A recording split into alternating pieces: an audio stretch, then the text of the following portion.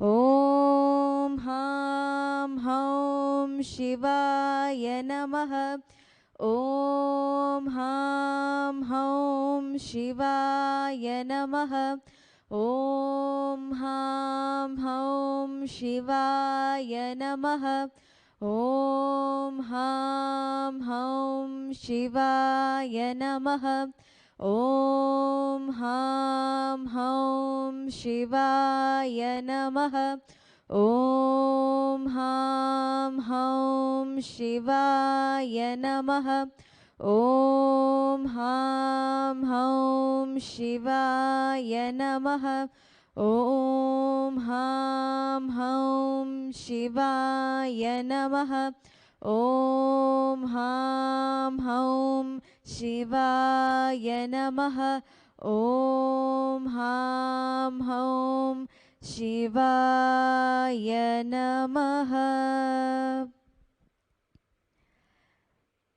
We'll be entering into the ritualistic cleansing of our body, Achamaniyam. Take one Uddarini spoon of water from the Panchapatra and pour it on the right hand. Then, by the chanting of the mantra, drink the water with the base of the thumb totally 3 times. Om Om Atmatattvam Shodhayami Svada. Om Vidyatatvam Shodhayami Svada. Om Shivatattvam Shodhayami Svada. Om Ham Hridayaya Namaha. With the base of the thumb, wipe the upper and lower lips. Wash your hands. Touch the lower and upper lips with the index, middle and ring fingers together. Touch both the nostrils, right and then left. With the tip of the thumb and index finger joined together. Touch the eye, right and then left. With the tip of the thumb and ring finger joined together. Touch the ears, right and then left. With the tip of the thumb and the ring finger joined together, touch the navel. With the little finger and the thumb joined together, then the right and the left chest.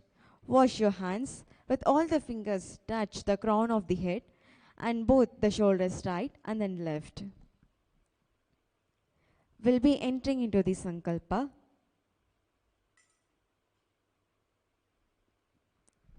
Om ममोपात समस्त धुरिदक्षयद्वारा भगवत् श्री नित्यानंद परमशिव प्रीत्यर्थम श्री नित्यानंदेश्वरी पराशक्ति समेत श्री नित्यानंदेश्वर परमशिव प्रीत्यर्थम च शुभे शोभने मुहूर्ते आद्य ब्रह्मणः द्वितीय परार्ते श्री श्वेतवराह कल्पे वैवस्वतमन्वन्तरे अष्टाविंशतितमे नित्ययुगे प्रथमे पादे जम्बोद्वीपे भारतवर्षे भरतकण्ठे मेरोः दक्षिणे पार्श्वे शग आप्ते अस्मिन् वर्तमाने व्यवहारिके प्रभवादीनां षष्ट्याः संवत्सराणां मध्ये विकारिनाम संवत्सरे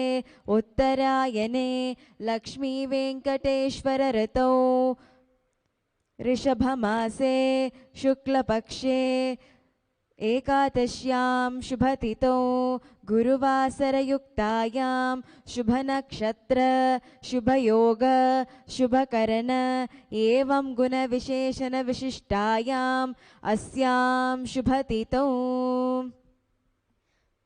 श्री कैलासोन्नत द्वादशांत श्यामला पीठारूढ़ श्री मीनाक्षी सुंदरेश्वरा भिन्न स्वरूप परशिवपुत्र रत्नकुमार गुरुमन्यतुल्यावतार श्री पार्वती स्तन्यपानलप्त दिव्य ज्ञान विश्रुत सकल निगमागम सारभूत द्राविड वेद प्रवर्तृ श्रीमत् परमशिव करुणा समधिगत मुक्तामय चतुरश्रयान गीय शोभीयमान छत्र चामर श्रीचिन्ह काहलादि समस्त बिरदावल्यलंकृत ज्ञान विज्ञान चक्रवर्ती सर्वजन संग सत्यो निर्वाण दीक्षा व्याभवर्गवर्ष विश्रान जीमूत परम मत कलभ केसरी शैव सिद्धांत स्थापनाचार्य श्रीराजाधिराज पांड्य महाराज गुरु शपन शाक्यादि महांतकार निवारण ज्ञान भानु वीक्षणानर्हार्ह ध्वजोचेतन पूर्वक श्रीमद् वृषभध्वज स्थापक शैव समय कर्तृ सर्वज्ञ पीठारूढ़ श्री जगद्गुरु श्री ज्ञान संबंध स्वामी पुनरुद्धृत श्यामला पीठ महासंस्थान ज्ञान साम्राज्य शासक सर्वज्ञ पीठारूढ़ तृणवत्युत्तर द्विशततम गुरु महासन्निधान कैलास परंपरागत सूर्यवंश सर्वज्ञ पीठ सुरांगी साम्राज्य शासक महानिर्वाणी पीठस्य अष्टोत्तर सहस्र श्री महामंडलेश्वर अटल पीठस्य अष्टोत्तर सहस्रतम अष्टोत्तर सहस्र श्री अटल पीठाधीश्वर धर्म मुक्ति स्वर्ग पुर स्वर्ण पीठस्य त्रयोविंश गुरु महासन्निधान श्रीमद् परमहंस परिव्राजकाचार्य वर्य सच्चिदानंद प्रणव स्वरूप श्रोत्रिय ब्रह्मनिष्ठ नित्योत्सव नित्य मंगल नित्य कल्याण नित्य रचित नित्यानंद पीठ महासंस्थान महासिंहासन पीठ कर्तृ कैलास पुनरुद्धारक जगद्गुरु शील श्री भगवत श्री नित्यानंद परम शिव श्री ज्ञान संबंध देशिक परमाचार्य स्वामिनां प्रीत्यर्थं तेषां पादारविन्दयोः भक्ति सिद्ध्यर्थं गुरुकृपा कटाक्ष सिद्ध्यर्थं क्षेमस्थैर्य वीर्य विजय आयुरारोग्य ऐश्वर्याणाम् अभिवृद्ध्यर्थं धर्मार्थ काम मोक्ष चतुर्विध फल पुरुषार्थ सिद्ध्यर्थं मम समस्त दुरिदोपशान्त्यर्थं समस्त मंगलावाप्यर्थं भगवत श्री नित्यानंद परम शिव स्वामी कृपा कटाक्षेन पूर्ण आरोग्य युक्त दृढ़गात्र योगिक शरीर सिद्ध्यर्थं परम शिव शक्ति आविष्करणार्थं सकुटुंबस्य ज्ञान वैराग्य जीवन मुक्ति प्राप्त्यर्थं श्री नित्यानंद योगाभ्यासं करिष्ये। ओम अपोपस्पृश्य अथ प्रथम योग विन्यास क्रमः. We'll be entering into the asana. The first is Sukhasana. Sit comfortable in cross-legged position. Head, neck, spine in a straight line. Hands on knees, index finger and thumbs together. Mudra, Bindu. And visualize Paramashiva in your third eye. Japa, Soham. Sukhasana. तत्सुखासनमित्युक्तम् अशक्तस्तत्समाचरेत् आसनं विजितं येन जितं तेन जगत्त्रयम्. We'll be moving to Parvatasana. In Padmasana or cross-legged position, inhale, arms straight up, palms together. And Bandha Mahamudra. Visualize Mount Kailash in your third eye and Japa Soham. अतवक्षे Mahadev पर्वतासन मंगलम यत्कृत्वा स्थिररूपे स्यात् सच्चक्रादिविलोपनम्. The next is Halipavasana. Legs in front, soles together. Exhale, forehead to heels. Lock hands in back in Parashumudra. Gaze at your nose. Visualize Swamiji in your third eye and Japa Soham. Halipavasana. पूरव विधि Yahoo में जानो उभे पगतली संपुटटानो पिष्टपच्ये दोहो कर लियावो दचन कर सो वाम गावो पिष्ट हत्येलाम की है जोही हम सहित भूमि तरे सोई पुनिललाटी भूपरिताने ये ड्याम लहता माही आने. The next is Nagi Pavasana.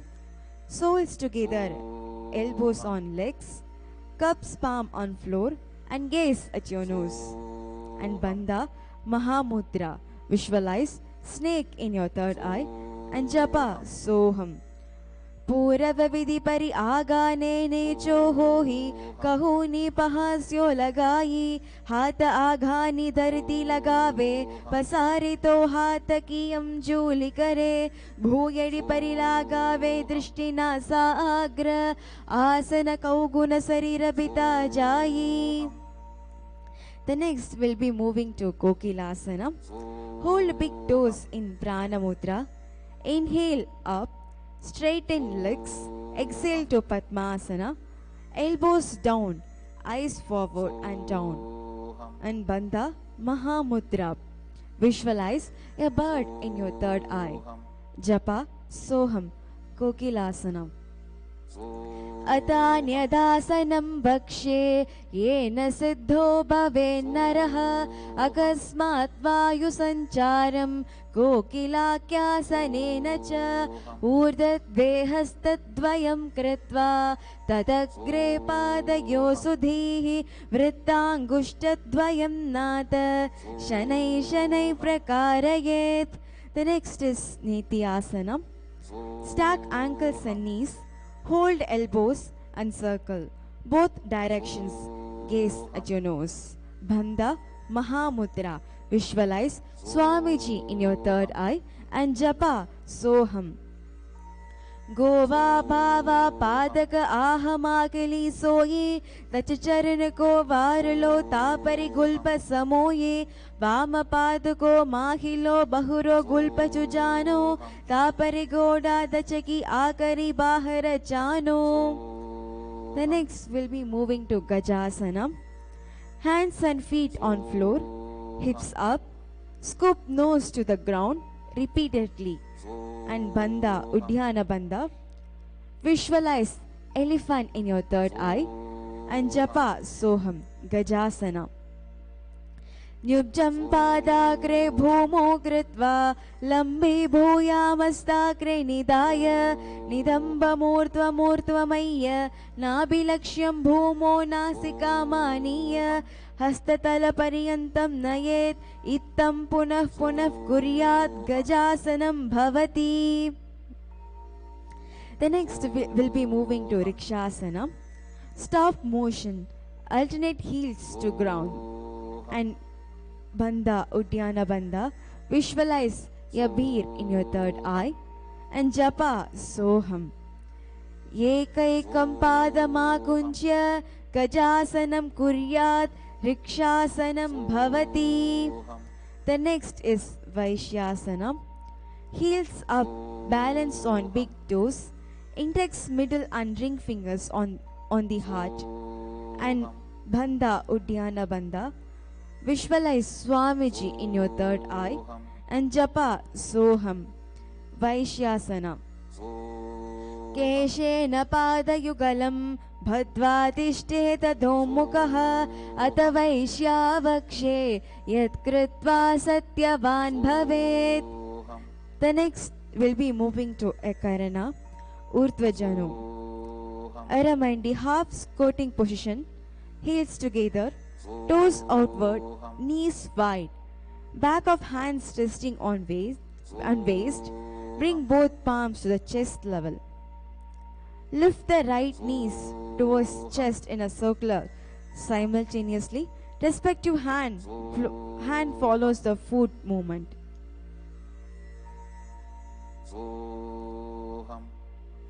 And return to the Aramandi. Repeat on the other side.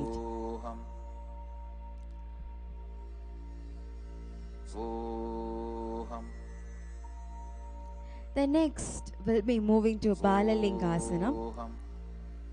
Ground the left foot, bring the other knee to the chest, with finger outside in Bandha Mahamudra, and visualize holding a child in your third eye and japa Soham.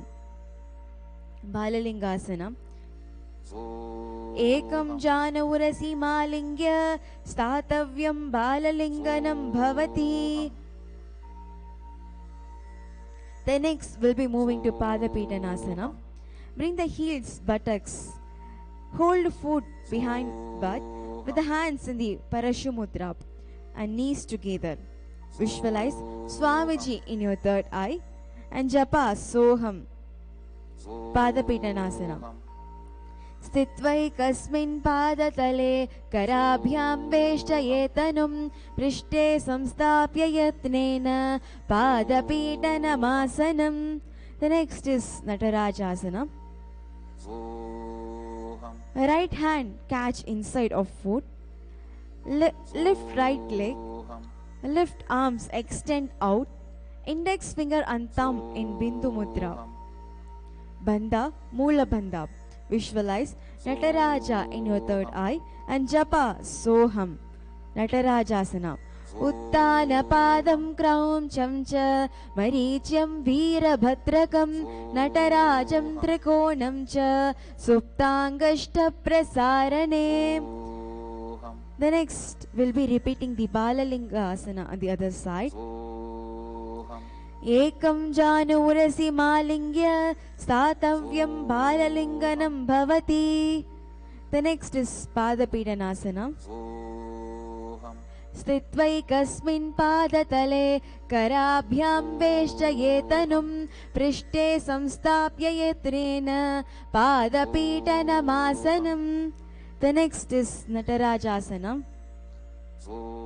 उत्तानपादं क्रौञ्चं च मरीच्यं वीरभद्रकं नटराजं त्रिकोणं च सुप्ताङ्गष्टप्रसारणे. The next is the Karana. Atarijita Karana. From Aramandi, cross ankles, right foot behind, heels raised, then left hand on the chest and the right hand making a pendulum movement. The fingers moving inwards towards the palm and then outwards. Then the right palm is placed on the nose.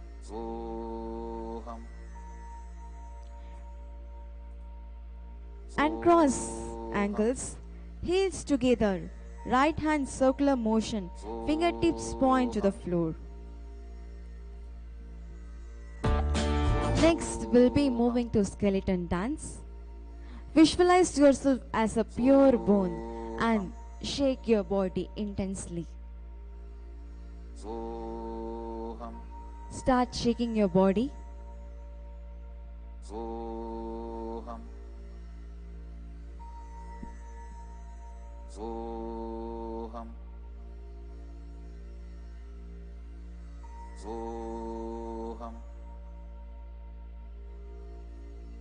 Start shaking your body intensely. Visualize yourself as a pure bone.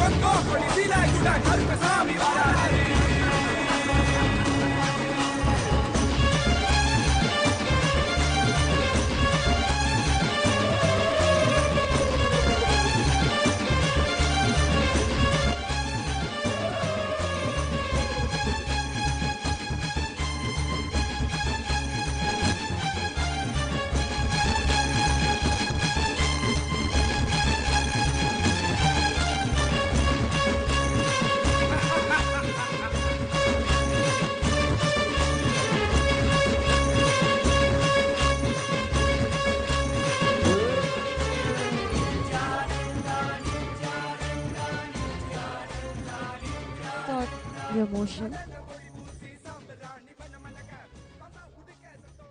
The next is we'll be moving to Tadasana. Here weights are optional. Stand tall and arms up, palms facing one another. And Bandha is Udyana Bandha. Visualize a palm tree in your third eye. And Japa Shivoham. Tadasanam. Mahamudra Bhattakono Tadasana Vibhedakan Vinotanam Sata Kuryat Antarvatni Pati Priya. The next will be moving to Uttanasana. Exhale, arms down, hands by your feet, head to knees. Visualize Swamiji in your third eye and Japa Shivoham. Mahamudra Bhattakono Tadasana Vibhedakan Vinotanam Sata Kuryat Antarvatni Pati Priya. The next will be moving to Tarakshvasana. Plank position. Tuck chin in Jalandhara Bandha. Rotate head from side to side. And Bandha, Jalandhara Bandha. Visualize Swamiji in your third eye and Japa Shivoham. Tarakshvasana. Gajasana Vastitva Mastakam Varam Varam Dakshina Kukshim Savya Kukshim Nayet Tarakshvasanam Bhavati. The next will be moving to Bhujangasana. Flat on the floor, raise chest and heads up and head up. Using lower back muscles, open mouth wide and inhale through back of the throat. And Bandha, Mula Bandha. Visualize cobra in your third eye and Japa Shivoham.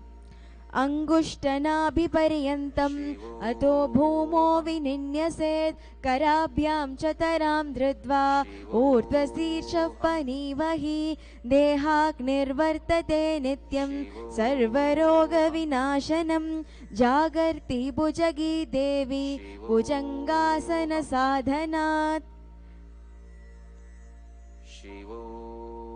The next will be moving to new pranayama. Sahaja, the breathing through the nose and holding breath comfortably off and on. Then the next asana is Sashasana. Tuck toes, bring hips up, alternate knees to the chest and visualize Swamiji in your third eye, Japa Shivoham and Bandha is Mula Bandha, Shashasana. Gajasana samstitva janutvayamakunchya varam varam kartavyam shashasanam bhavati. The next will be moving to Rathasanam. Step one foot between hands, alternating jump your feet between your hands. Bandha, Mula Bandha. Visualize a chariot in your third eye and Japa Shivoham. Rathasana. Gajasana samstito ekaikam padam puro margena brahmahitva kartavyam Rathasanam bhavati. The next will be moving to Virabhadrasana. Here weights are optional. Front knee bent at 90 degree and back leg straight at 45 degree.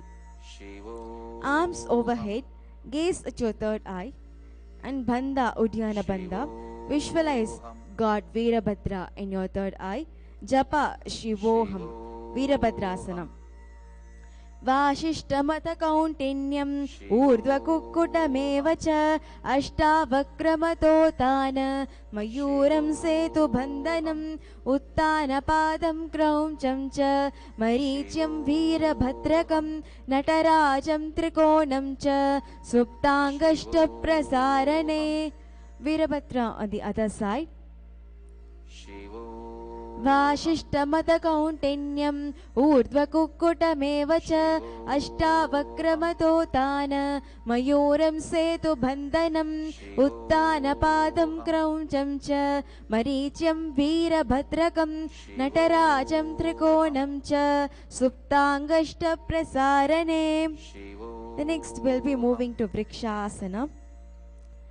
Ground one foot, place the opposite sole on the inner thigh. Palms bring together and raise them above the head. Bandha, Moola and Uddiyana Bandha. Visualize a tree in your third eye and japa Shivoham Vrikshasana. Vamooramolale deshe yamyam padam nidhayatu tishthetu vrikshavat bhumo vrikshasanamidam viduhu. The next will be moving to Garudasana. Bring foot in front of the hip. Keep opposite leg straight like a rod. Palms together in front of the heart. Visualize Lord Garuda in your third eye and japa Shivoham. Garudasana. गरुडासनमावक्ष्ये येन ध्यानं स्थिरं भवेत् सर्वदोषाधिविनिर्मुक्तो भवति महाबली.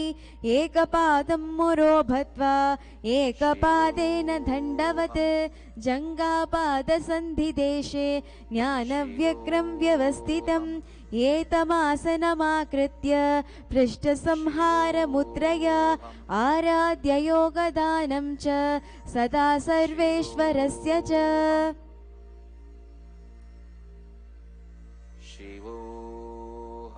The next will be moving back to Vrikshasana.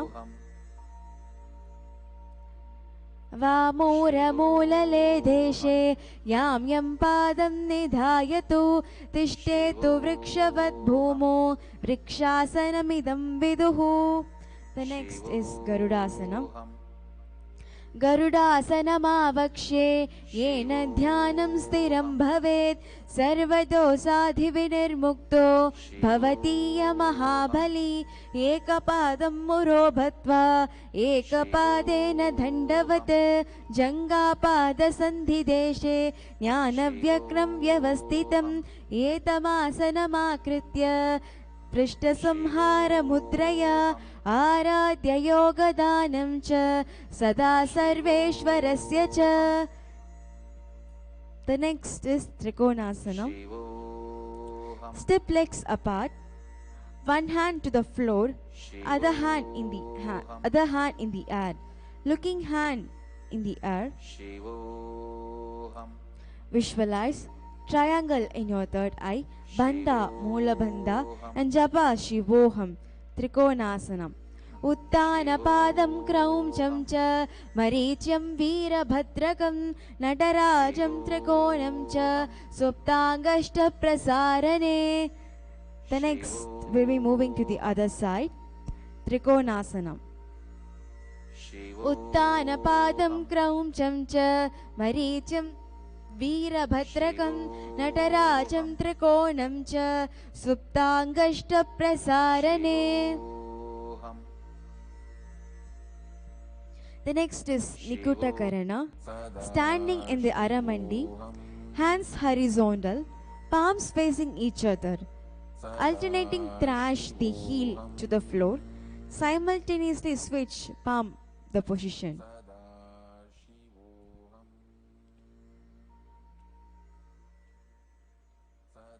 The next will be moving to Angushtasana. On to sit on heels, palms together in front of the heart. Visualize Swamiji in your third eye and Bandha, Moola Bandha, japa Sadashivoham. Angushtasana. Sadashivo Kabandhasanamityāguhu Gorakshāsanameva ca Angushtamushtikam Nyeyam Brahma Prasayidham Tata. The next will be moving to Saurasana. Fingertips to the floor, palms open facing forward in Varamudra. Stretch right leg with toes pointed upwards. Japa Sadashivoham. Visualize Swamiji in your third eye and Bandha Moola Bandha. Saurasana. Prasarekam Padatalam Samstapya Yatveka Padakam. The next is Vidunasana. In the same position, hold front toes, hold back knees, back heels, and visualize Swamiji in your third eye. Japa Sadashivoham Bandha Mahamudra. Vidunasana. Gulpostito padamekam prasarya tatpadakram samsprishe tatkarena gulpam chanyamam dharaye tatkarena dhunam pitam chabhyase chobayatra. Now we'll be moving back to Saurasana on the other side. Prasarekam padatalam samstapya yatveka padakam. The next is Vidunasana. Gulpostito padamekam prasarya tatpadakram sansprishe tatkarena gulpam chanyamam dharaye tatkarena dhunam pitam chabhyase chobayatra. The next will be moving to Brahmajirangasana. Bring feet together on toes, knees together. Sit on heels, palms facing upwards on the knees. Visualize Swamiji in your third eye and Bandha Jalandhara Bandha. Japa Sadashivoham. Brahmajirangasana. Dovo panapani hoi vaise edido gudani vaise kora pagatalya ki mahili ayasa mahira kehili dovo goda aage aane sudo kari umchale dane hatato upar dare hateli sude kare. The next is Kapilasana. Place knees on ground, wide apart, hands on respective knees. Gaze at your nose. Bandha Udyana Bandha. Visualize Sage Kapila in your third eye and Japa Sadashivoham. Kapilasana. Ubhe pagatali samat herave tinko mahili kora milave panapani ugat hoi vaise edido joni nivaise godado bhumi lagave samsarira nikat harave हस्ततो घोड़ा परिरासे नासा दृष्टि अचल कर दासे. The next is Bhadragorakasana. In the same posture, gaze to your third eye. Visualize Swamiji in your third eye and Japa Sadashivoham. Bandha Moola Bandha. Dovu pagatali samputa kare kora varili bhupari dare kora varili rake aise tapari moola dvarati ke baise goda pidi bhupari dake hatado goda parirake drishti trikuti matya judane tako gora bhadra bakane. The next will be moving to Surya Asana. On toes, sit on heels, knees up and wide. Spread fingers wide, forming a lotus. Gaze through the palm. Visualize God Surya in your third eye. Japa Sadashivoham. Yedido gudatari ane, panapani bhaitaka punitane, goda jang atarakari rahe, ade bhami aise vide gahe, dovo bhuja nabati sapasare, kamal swarupa anguridare, pahocha madi chitra punidane, chitra vise puni drishti ju ane. The next will be moving to Mandukasana. Lower arms and knees, relax toes, sit between heels, palms on knees, pressing tongue against hollow in the mouth. Bandha Moola Bandha. Visualize frog in your third eye and Japa Sadashivoham. Mandukasana. पादतलपृष्ठदेशे अङ्गुष्ठे दे संस्पृशेत् जानुयुग्मं पुरस्कृत्य साधयेत् मण्डुकासनम्. The next will be moving to Uttana Mandukasanam. Hands to opposite shoulder, pressing tongue against hollow in the mouth. Visualize a frog in your third eye and japa Sadashivoham. Uttana Mandukasanam. Mandukasana madhyastam kurparabhyam dhritam shirah etadbhekavaduttana medattuttana mandukam. The next will be moving to Simhasana. Cross right ankle over left. Place right heel underneath perineum. Hands on knees. Exhale, sticking tongue out. Gaze at your nose. Visualize a lion in your third eye. Japa Sadashivoham. Bandha, Moola Bandha. Dakshinam Savyagulpena. Dakshinena Tadhetaram. Hasto cha janu samstapya. Swangulishcha prasarya cha. Vyakta vaktro niriksheta. नासाग्रं सुसमाहितः सिंहासनं भवेतेतत् पूजितं योगिभिः सदा. The next is Bhadrasana. Soles together, sit on the heels, knees wide apart, cross hands behind back, hold opposite toes in Prana Mudra, gaze at your nose and buzzing like a bee. Visualize Swamiji in your third eye. Japa Sadashivoham. Bandha, Moola and Jalandhara Bandha. Gulpo to vrishanyadaha Sivanyo parshvayoshipet Pada parshvetu panibhyam Dridam badva sunischalam Bhadrasanam bhavetetat Sarvavyati pishapaham. The next will be moving to Kakapusandhyasana. Squat on the flat feet, knees wide apart. Wrap arms around your knee, around the knees to lock fingers behind in Parashumudra. Gaze at your nose. Visualize a crow in your third eye. And japa Sadashivoham. Pratame vaisake ukate tane dovo hata pyagam vyache ane tinuko modi nalya parilave Pishtuvachya kakasi karve. The next will be moving to Kanipavasana. Palms on floor, shoulder width, hips up, brings knees above elbow, point toes, slightly lift your head, balance yourself on the hands, visualize Swamiji in your third eye and japa Sadashivoham. Kanipavasana. Asana kauguna asi dusati hoi tu achi hoi. The next will be moving to Kapilasana. Head to the ground, knees on elbows, stretch legs up, gaze at your nose. Visualize Swamiji in your third eye and japa Sadashivoham. Kapilasana.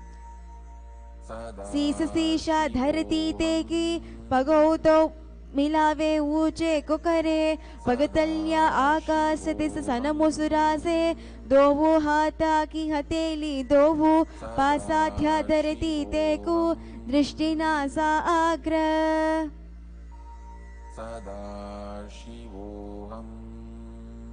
The next will be moving to Parshva Mayurasana. Palms on ground, shoulder width, knees to one side of body.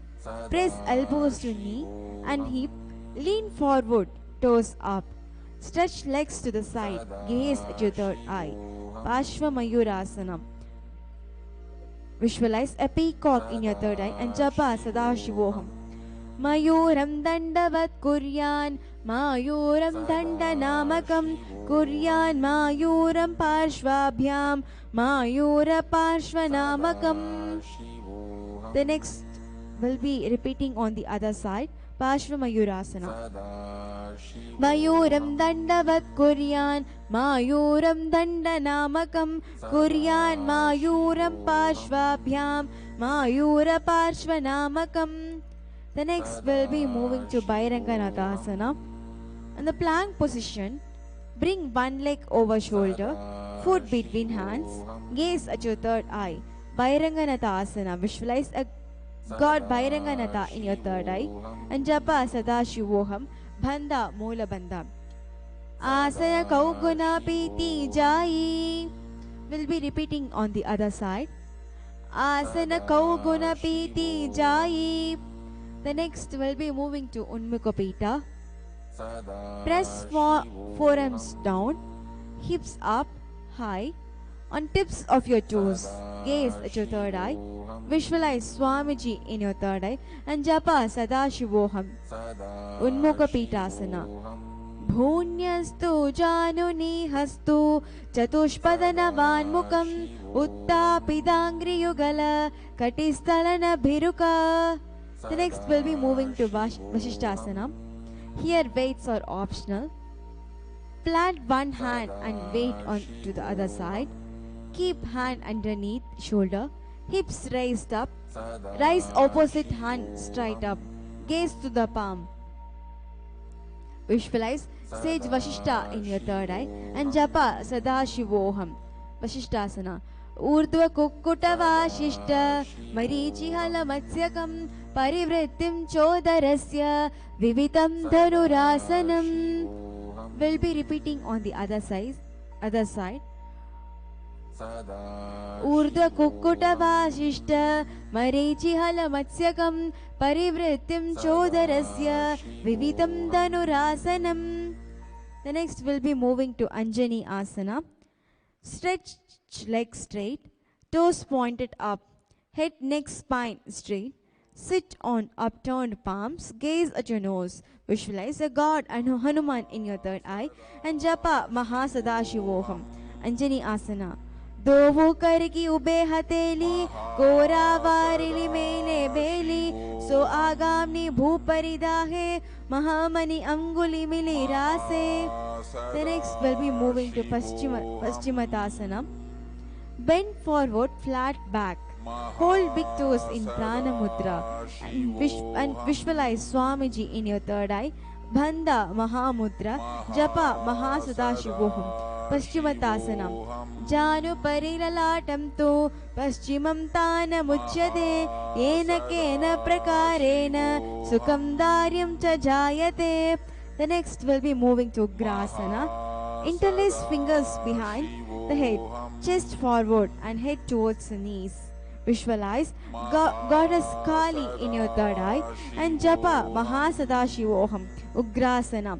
Swapanibhyam dhritam dhritva janu parisironyaset asano gramitam proktam bhaveta nila deepanam dehavasana haranam paschimottasana samyakam ya edat asanam shreshtam pratyaham sadayet sudihi.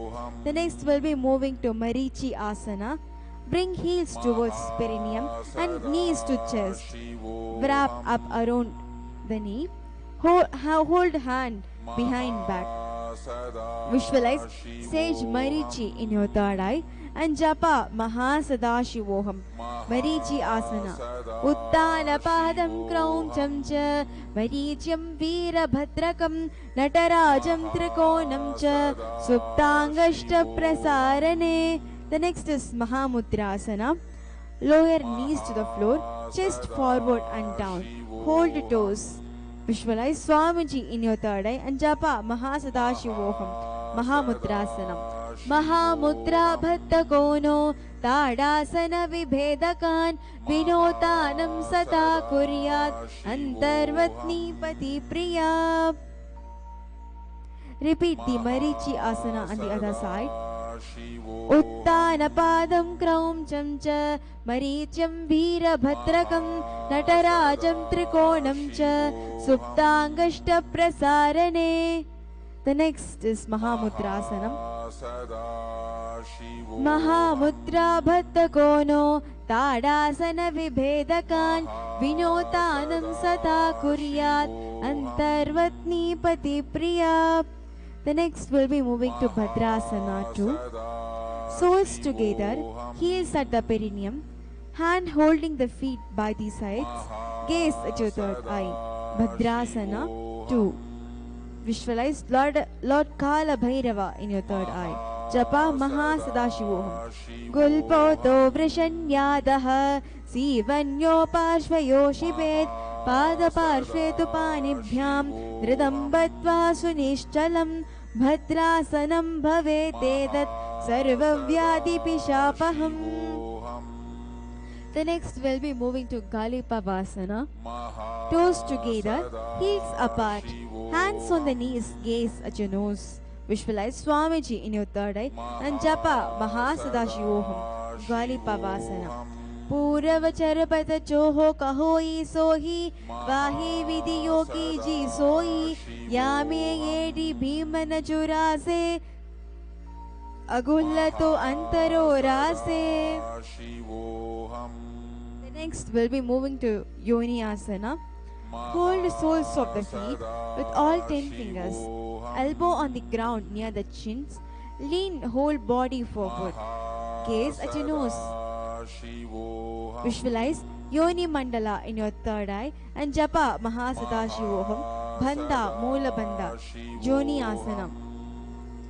दोपु पगतली संपूट करे AD में दिके दिंग दरे अर्थ हाथ को अंतरो रासे latte पगतल्या मुपरे दासे. The next will be moving to Viraki Pavasana. Heels together, toes apart, forehead on the ground near the heels, arms to the side over knees, palms on floor and gaze at your nose. Visualize Swamiji in your third eye and Bandha Udyana Bandha Japa Mahasadashivoham Viraki Pavasana. Purava vidhi pari bhagatalli sampute sola yedi mile rase edyasu mahili kahuni agullato आदर लिलाटे धरती लगावे हाथ दो गोडा ऊपर लगावे अडवारी चे परे पसारे. The next will be moving to Siddha Samadhi Asana. Arms between thighs and the shin palms up, nose on the ground, toes touch to throat, gaze at your nose. Visualize Paramashiva in your third eye, Japa Mahasadashivoham and Bandha Moola Bandha Siddha Samadhi Asana. दोवु पगतल्ली संपूट करे सोला made आगा में दरे अगुल्ल आत अंतरो रासे येडी को ऐसी विधि दासे. The next will be moving to Chinaki Pavasana. Heels together, toes apart, soles towards the sky, keeping back of the finger and hands on the ground, elbow on the knees, gaze at your nose. Visualize Swamiji in your third eye and Bandha Moola Bandha Japa Mahasadashivoham Chinaki Pavasanam. दोवु पगा की येडी धरती लगावे media लगावे पगतल्ली माहिली core मिलावे. The next will be moving to Chanapata Chokasana. Sit up straight, soles together, hands on your knees, press down, gaze at the third eye. Visualize Swamiji in your third eye and Japa Mahasadashivoham Bandha Udyana Bandha Chanapata Chokasana.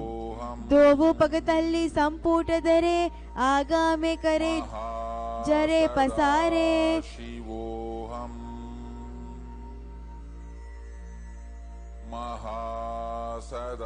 The next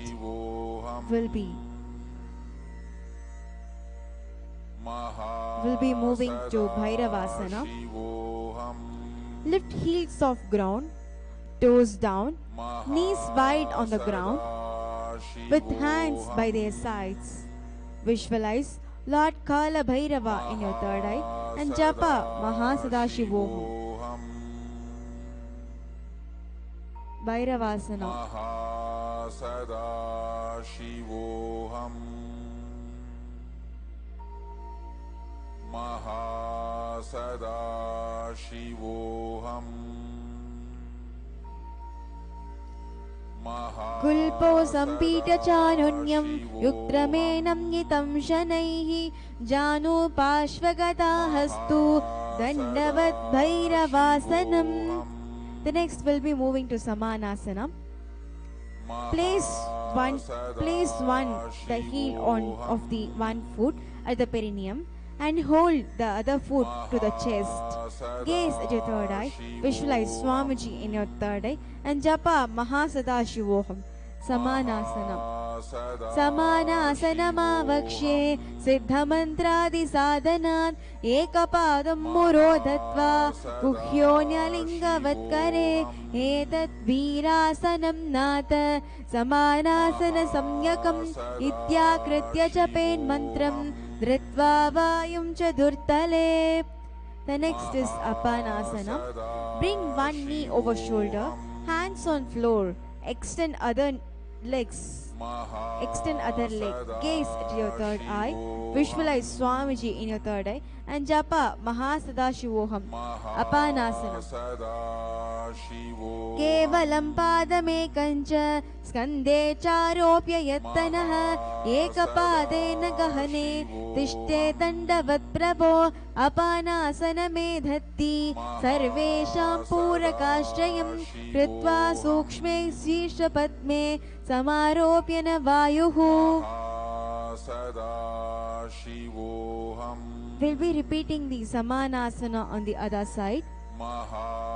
Samanasanamavakshe siddhamantradisadhanat ekapadam murodatva guhyoऽन्यलिङ्गवत्करे etat virasanam nata samanasana samyakam ityakritya japen mantram धृत्वा वायुं च धुर्तले. The next will be repeating the Apanasana.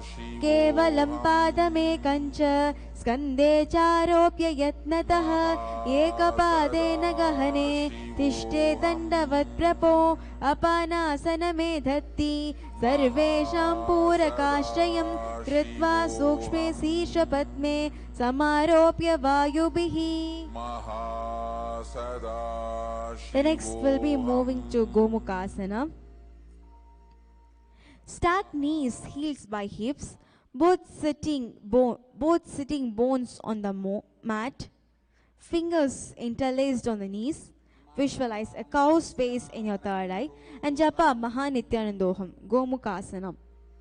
Savya dakshina gulpam tu prishtapashve niyojayet dakshine pitata savyam Gomukam Gomukam Yata. The next will be moving to Anusyasana. Remaining in the same position, change hands to the hold big toes with the index and middle fingers. Gaze at the tip of the nose. Visualize Goddess Anusya in your third eye and japa Mahanityanandoham. Anusyasana. रचना घोड़ा नीचो दाने वावों ताके ऊपरे आने घोड़ा संधि मिले भरे अडवारी चेदे पसारे. The next will be moving to Anusyasana 2. Interlace fingers behind the back. Exhale, chest down, chin over the knee and nose to the ground. Visualize Goddess Anusya in your third eye and japa Mahanityanandoham. Anusyasana 2. Jimana Godaki Sandhi Uparidave Godaki Sandhi Mile Rahse. The next will be moving to Garudasana. Inhale up, top knee to the chest, heel on the other foot, hands on the respective knees, spine straight, gaze at your nose. Visualize Garuda in your third eye and japa Mahanityanandoham. Garudasana 2. Davo paga modi yedi ahilyam gulpa mooladvara niche de baise. The next will be moving to Naradasana.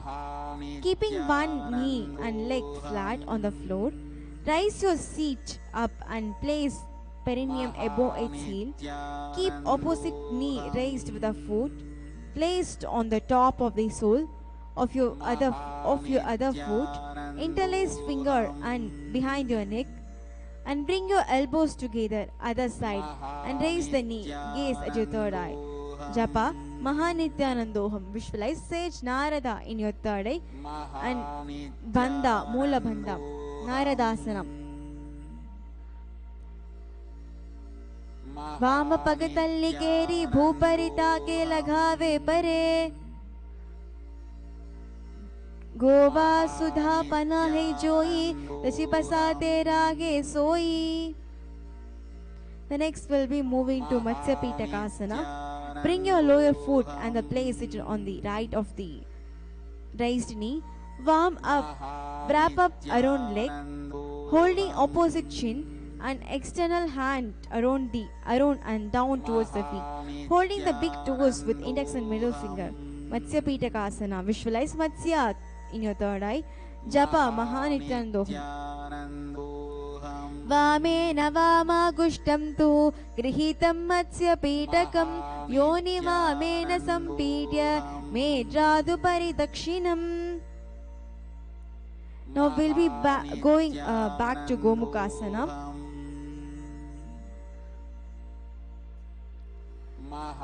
सव्य दक्षिणगुल्पं तु पृष्ठपार्श्वे नियोजयेत् दक्षिणे पीतता सव्यं गोमुखं यथा. The next is Anusyasana. दक्षिण कोड़ा नीचोताने वावों ताके ऊपरे आने गोड़ा संधि मिले भरे अडवारे पुनि संधि पसारे. The next Anusyasana 2. जीमान गोड़ की संधि ऊपरी दावे गोड़ की संधि मिले रासे. The next will be moving to Garudasana 2. पगा मोड़ी येड़ी मिले रासे. The next will be moving to Naradasana. वाम पगतल्ली केरी भूपरिता के लगावे परे. Next is Matsya Pitakasana. वामेन वामागुष्टं तु गृहीतं मत्स्य पीठकं योनि वामेन सम्पीड्य मेढ्रादुपरि दक्षिणम्. The next will be moving to Matsyendrasana. Keeping one foot on opposite thigh, put the elbow onto the thigh of opposite raised knee and its palm holding the face. Twist outside. Raised knee keeping the other hand on floor. Behind gaze in your third eye. Visualize Swamiji in your third eye. And Japa Mahanityandoham. Matsyendrasana. Udaram paschimabhasam कृत्वा तिष्ठति यत्नतः नाम्रागं वामपादं हि दक्षिणजानुपरिन्यसेत् तत्र यां यां कूर्परां च यां यां करे च वत्करं भ्रुवो मध्ये गतं दृष्टिं पीठं मत्स्येन्द्रमुच्यते. The next will be moving to Kubhasana. From Matsyendrasana, release the hand from the face, reaching for the toes and raise the back hand, bringing the thumbs to the ear. Visualize camel in your third eye and Japa Mahanityandoham. Kubhasana. Asana kauguna jolo jaye. The next will be moving to Matsyendrasana 2. From Kubhasana, bring your front hand to the hold the front chin. Release back hand onto the ground behind you. Twist to the look behind and bring gaze to your third eye. Visualize Matsya in your third eye and Japa Mahanityanandoham. Matsyendrasana 2. Matsendra Pitam Jadara Pradiptim Prachanda Rukmandala Kandanastram Abhyasada Kundalini Pradhodam Dandastiram Nidanti Pumsat. We'll be going back to Matsyendrasana on the other side. Udaram paschimabhasam कृत्वा तिष्ठति यत्नतः नाम्रागं वामपादं हि दक्षिणजानुपरिन्यसेत् तत्र यां यां कूर्परां च यां यां करे च वत्करं भ्रुवो मध्ये गतं दृष्टिं पीठं मत्स्येन्द्रमुच्यते. We'll be repeating the Kubhasana on the other side. Asana kauguna jolo jaye. And we'll be repeating the Matsyendrasana. 1. मत्सेन्द्रपीठं जडरप्रदीप्तिं प्रचण्डरुक्मण्डलखण्डनास्त्रम् अभ्यासदकुण्डलिनी प्रधोदं दण्डस्थिरं निदन्ति पुंसात्. Now we'll be moving to Padmasana. Bring feet onto opposite thighs. Rest hands on the respective knees and bring gaze at your nose.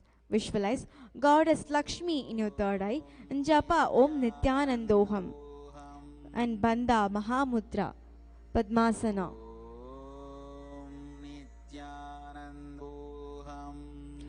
आसनं द्विविधितं प्रोक्तं पद्मं वज्रासनं तथा ऊर्ध्वरोपरि चेदत्ते उभे पादतले यतः पद्मासनं भवेत् तत् सर्वपापप्रणाशनम्. We'll be moving to Padmasana too. Remaining in Padmasana position, cross arms and hold opposite toes with the index and middle fingers. Press the tongue against the teeth, inhaling through the mouth and exhaling through the nose while gazing at the tip of your nose. Visualize Goddess Lakshmi in your third eye and japa Om Nityanandoham. उत्तानो चरणो कृत्वा ऊर्ध्वसंस्थाप्य प्रयत्नः रुवो मध्ये ततो तानो पानि कृत्वा तु तादृशो.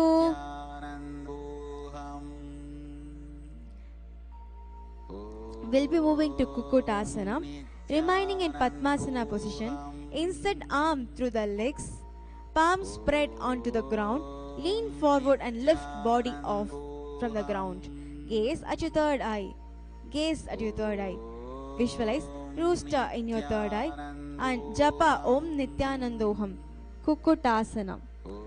Padmasanam susamstapya ruvantare karo niveksha bhumo vashishte Kukutasanaha. The next will be moving to Bhaddakeki Asana. Remain in Padmasana. Rise up onto your knees, palms on the foot, finger face elbow into the abdomen, lean a body into the elbow, lift knees and heads up. Gaze at your third eye. Visualize peacock in your third eye and japa Om Mahasadashivoham. Bandha Moola Bandha. Bhaddakeki Asana. Uchchasano Dhandavaduddaihi Mayurameda Pravadanti Pitam Mayuram Padmakam Kuryat Bhaddakeke Dikadayet. The next is Makarasana. Lay on the floor, forehead on the ground, interlace finger behind your head, open legs, toes to the side. Visualize crocodile in your third eye and japa Om Mahasadashivoham. Makarasana. Adhyasachete hridayam nidaya bhumo cha pado cha prasaryamano sirsha dhritva karadandayukme dehaknikaram makarasanam tat. The next will be moving to Salabhasana. Hands on the ground and the shoulder. Keep legs together and raise thigh at feet of floor. Visualize locust in your third eye and japa Om Mahasadashivoham. Bandha Moola Bandha. Salabhasana. Adhyasachete karayugma vaksho bhumin vastapya karayosthalabhyam Padoscha sunyoscha vitascha chortvam vadanti pitam salabham munindra. The next will be moving to Dhanurasana. The next will be moving to Ustrasana. Holding on to your feet, press heels to the buttocks while contracting abs and the mouth. Visualize camel in your third eye and japa Om Nityanandoham.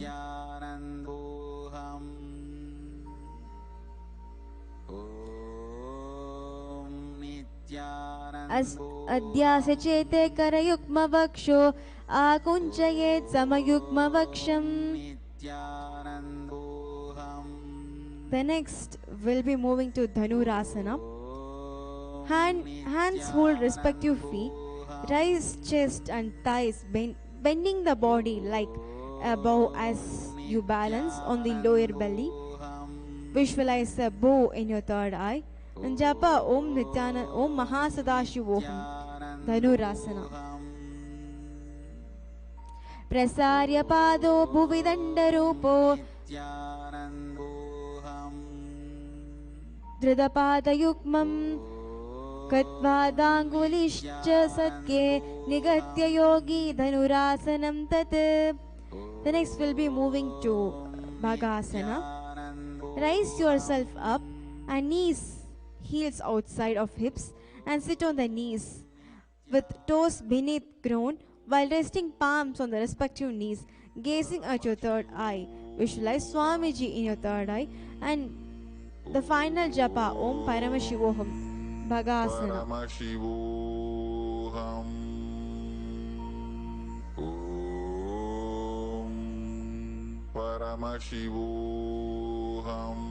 The next will be moving to Gohi Asana. Hold opposite elbow on ground. Interlace fingers crown of the head on the ground. Hands support head. Walk feet in press, hips up and align hips over shoulder. Lift feet up, calves and thigh together and heels on the buttocks. Bringing knees to the tips of the chin. Gaze at your nose. Visualize Swamiji in your third eye. And japa Om Paramashivoham. Dovu hata kahuli soi dariti dhegi kahuli kalya mili rase. The next will be moving to Shirasasana. From Gohi Asana, maintain the base and the core, extending feet up straight, keeping gaze at the tip of the nose. Visualize Swamiji in your third eye and japa Om Paramashivoham. Shirasasana. Viparidam mandalam cha viditai viditam nidaha dandasanam dvidita proktam viparitopavikshane. The next will be moving to Podhyasana. Seated position, legs up straight, chest to the thigh, hands and hold calves, head to the knees. Visualize Swamiji in your third eye and japa Om Paramashivoham Bhanda Mula Bhanda. Podhyasana. Dovu hata paga bahare ane gova atare kagare tane. The next will be moving to Parigasana. Bring hands to the opposite shoulder. Keep legs together at 45 degrees. Visualize mace at your third eye and japa Om Paramashivoham Parigasana. Uttanam shayanam kritva pado cha prasarya nidambam mumam vashishte bhaddo kumbam kritva tishte parigasanam bhavati. The next will be moving to Naukasana. Maintain leg 45 degrees like a stick. Elbow and palms on the ground. Visualize a boat in your third eye. And japa Om Paramashivoham. Naukasana.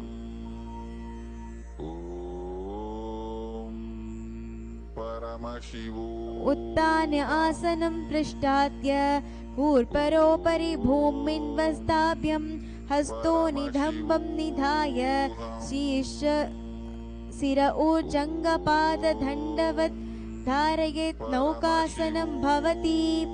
The next will be moving to Rudrasana. Sit up and keep back straight.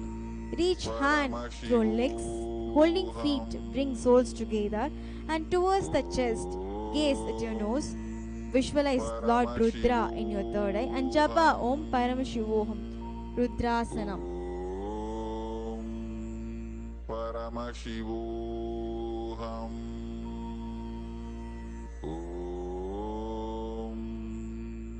The next will be moving to Unmukha Pidasana too.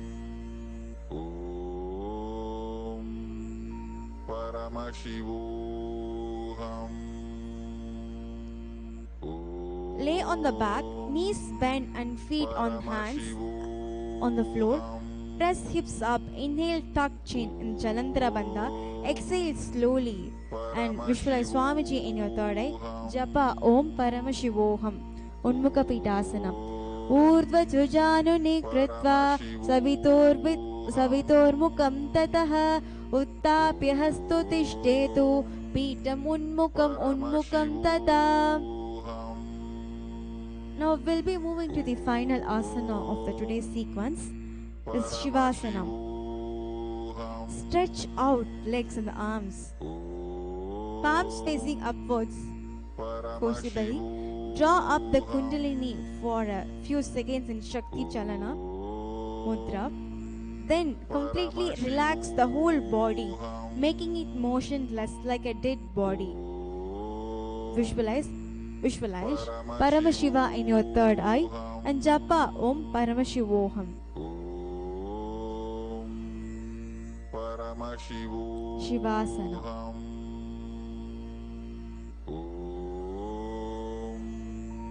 Paramashivoham.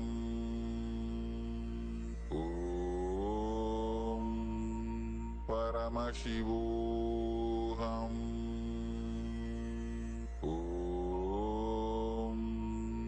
Paramashivoham.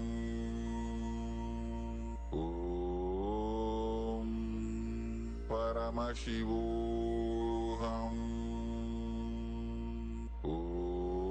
Ata Shavasanam Uttanam Savavadbhumo Shayanam Tu Shavasanam Shavasanam Shantiharam Chittavrashyanikarakam.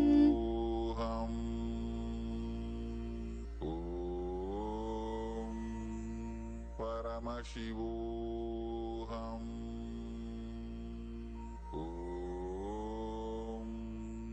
Paramashivoham.